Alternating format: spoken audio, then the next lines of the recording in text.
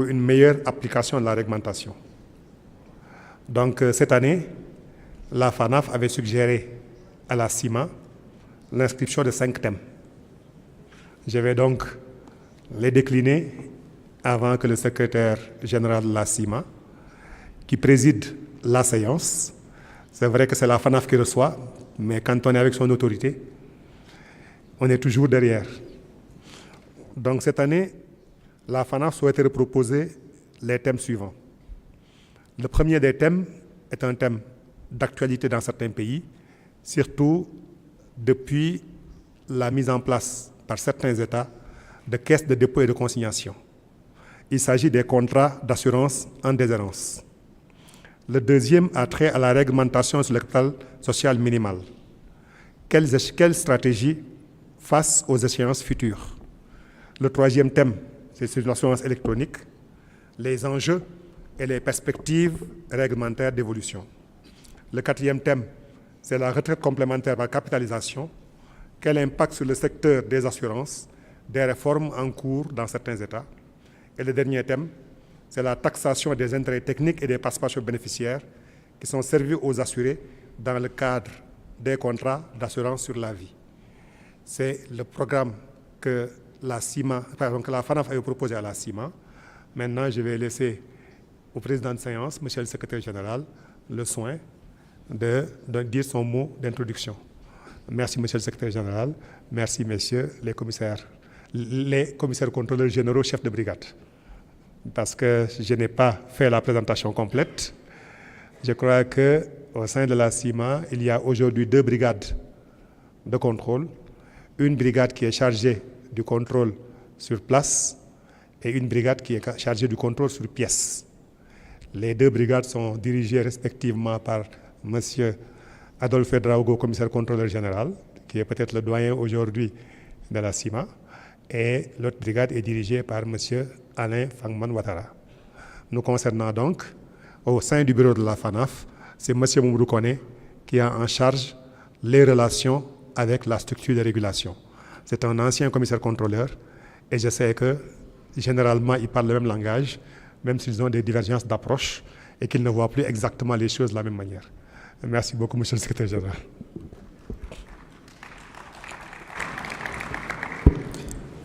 Merci, monsieur le président. Je pense que monsieur le président de la FANAF a tout dit et que je ne jouerai un rôle relativement facilité. Je voudrais, une fois de plus, adresser mes très sincères remerciements au président de la FANAF et à son bureau, à toute la fédération, à toute la FANAF, pour l'invitation qui a été faite à la CIMA de prendre part à l'Assemblée générale de cette association, cette fédération. Je voudrais leur dire tout le plaisir qui est celui de la CIMA, de prendre part à cette rencontre qui est le rendez-vous des assureurs et de tous les autres partenaires d'assurance. Il s'agit, à notre avis, des moments extrêmement importants qui jalonnent la vie et la promotion, le développement de notre secteur commun. Je voudrais, à ce sujet, leur remercier effectivement pour cette invitation. Ensuite, vous dire toute notre appréciation et vous dire que c'est toujours avec un plaisir que nous prenons part à ces échanges avec la FANAF. Il s'agit pour nous du témoignage, de l'expression même vivante de la collaboration qui doit régner entre la régulation et la profession. Certes, nous avons plusieurs moments d'échange au cours desquels nous aplanissons les divergences qui peuvent naître entre nous ou alors des moments où nous trouvons des solutions aux différentes problématiques qui se posent à notre secteur. Mais l'occasion de l'Assemblée générale de la FANAF permet généralement d'aborder les grandes thématiques et ensemble de trouver les solutions à ces problèmes. Nous avons coutume de le dire à la CIMA, la profession et la supervision sont dans le même bateau. Nous naviguons dans la mer. S'il se passe un sinistre, nous coulons tous ensemble. Si tout se passe bien, nous arrivons tous à bon port. Donc il s'agit des bras d'une même main et nous sommes tous ensemble engagés à trouver les solutions au secteur qui est le nôtre. Et je voudrais ici saisir l'occasion pour renouveler toute la disposition, toute la disponibilité du secrétaire général et de toutes ses équipes pour vous recevoir, pour vous écouter et pour ensemble trouver les solutions à tous les problèmes qui se posent à vos entreprises. Cela dit, nous allons procéder de la manière suivante. Je passerai la parole à un des chefs de brigade pour l'exposé de la problématique soulevée par la FANAF. Ensuite, à chaque problématique, nous allons apporter une proposition de réponse, de solution à la question qui a été soulevée. Je voudrais, sans plus tarder, passer la parole au chef de brigade, Adolphe, pour la première problématique. Oui. Peut-être faudrait-il que ceux qui ont exprimé leurs préoccupations puissent eux-mêmes prendre la parole et le dire dans les termes qui sont les leurs. Sur ce, je vais immédiatement passer la parole à Koné. Koné, tu as la parole.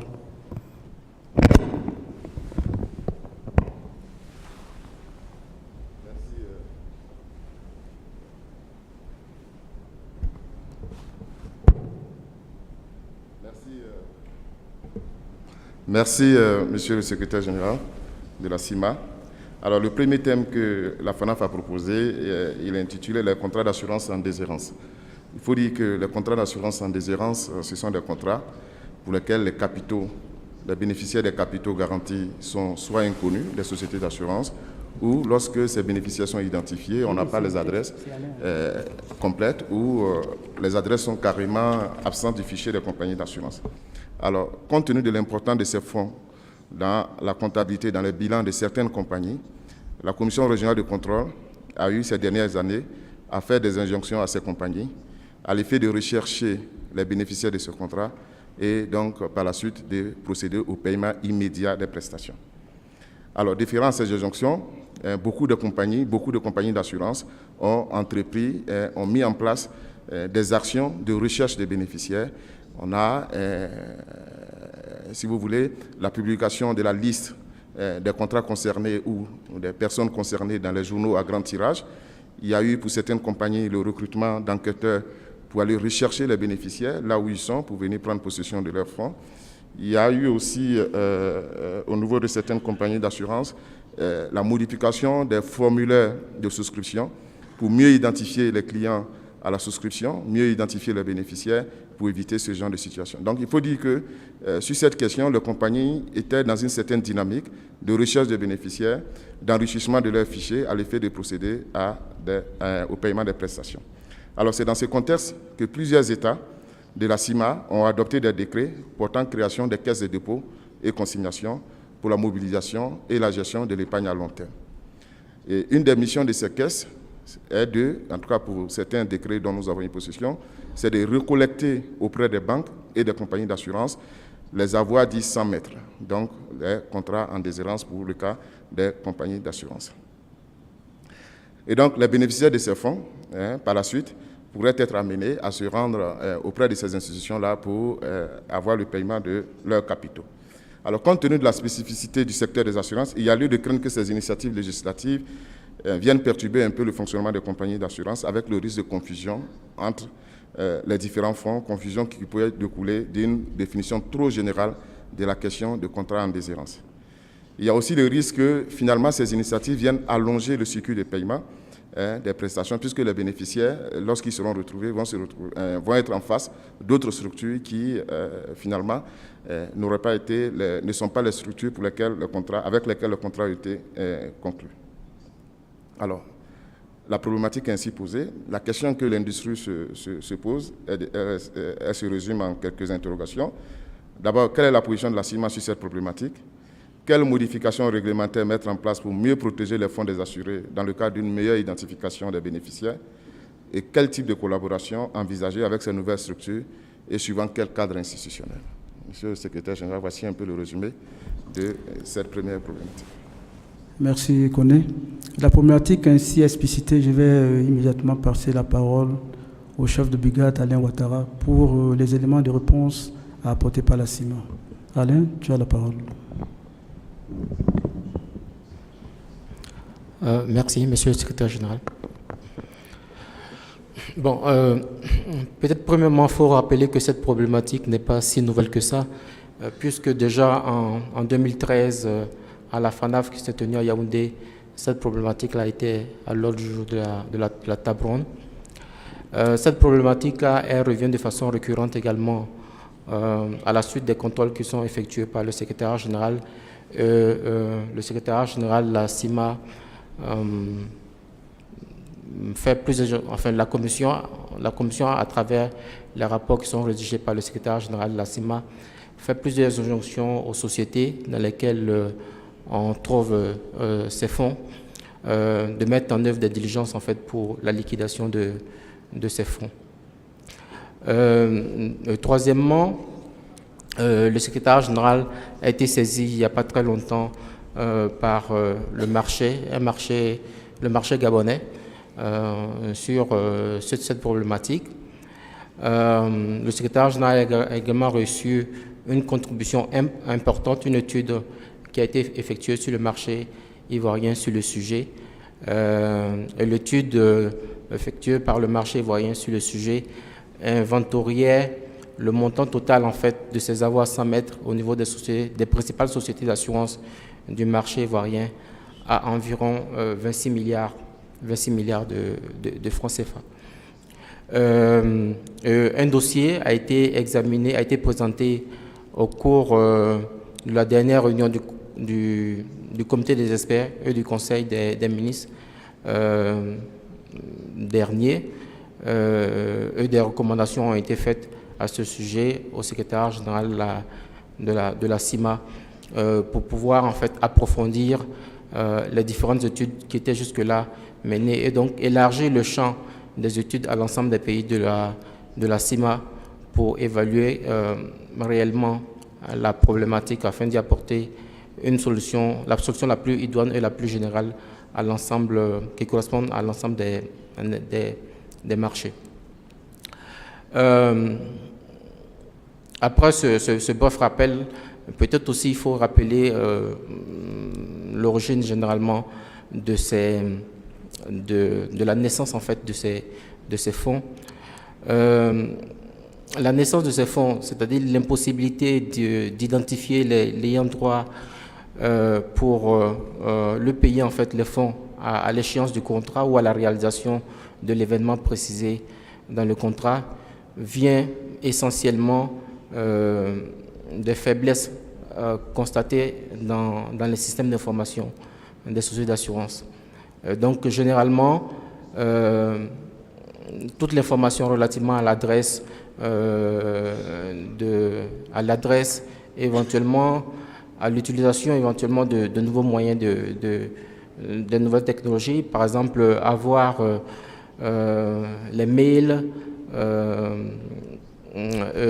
d'autres comptes des bénéficiaires. Toutes ces informations généralement ne sont pas prises au départ lorsqu'on souscrit le contrat. Donc la problématique de la connaissance du client, cette problématique-là doit être traitée et résolue non seulement sur un plan réglementaire, mais également dans la mise en œuvre de la réglementation et dans la constitution des bases de données des sociétés d'assurance. Donc sur le sujet, il est certainement qu'il y a des modifications à apporter au niveau réglementaire.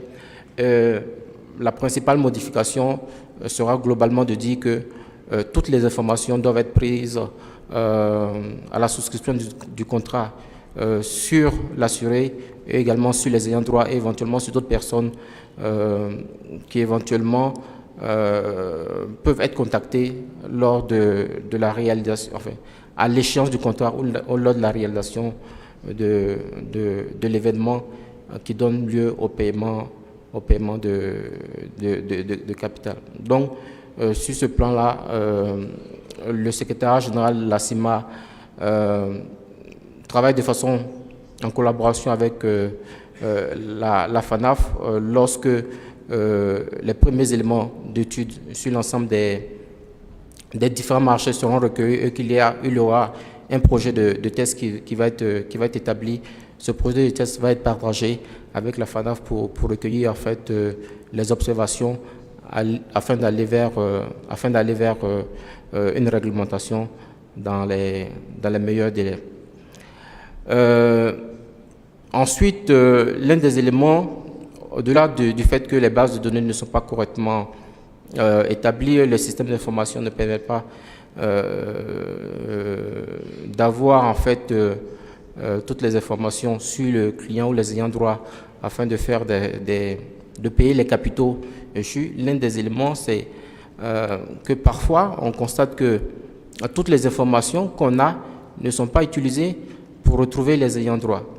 Donc par exemple, vous avez quelqu'un qui a cotisé jusqu'à la fin de son contrat, qui a un compte bancaire sur lequel les cotisations étaient prélevées, et à la fin du contrat, on dit qu'on n'arrive pas à entrer en contact avec la personne qui a cotisé sur 10-15 ans.